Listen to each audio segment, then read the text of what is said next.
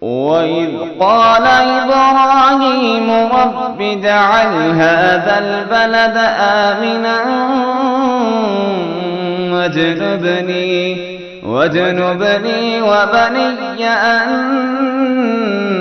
نعبد الأصنام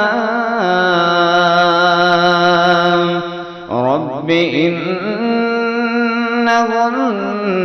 أضللن كثيرا من الناس فمن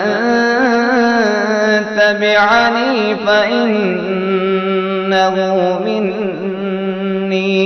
ومن عصاني فإنك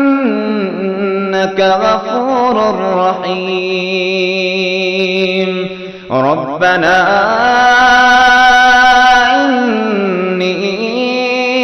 أسكنت من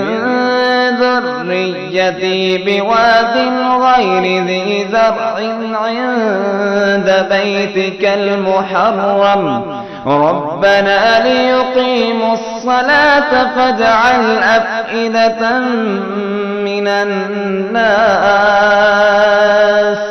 أفئدة من الناس تهوي إليهم وارزقهم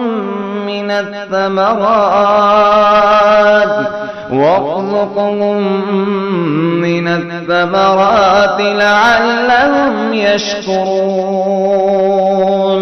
ربنا إنك تعلم ما نخفي وما نعلن وما يخفى على الله من شيء في الأرض ولا في السماء الحمد لله الذي وهبني على الكبر إسماعيل وإسحاق إن ربي لسميع الدعاء رب اجعلني مقيم الصلاة ومن ذريتي ربنا وتقبل دعاء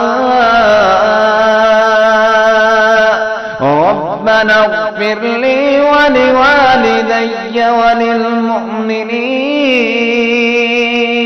وللمؤمنين يوم يقوم الحساب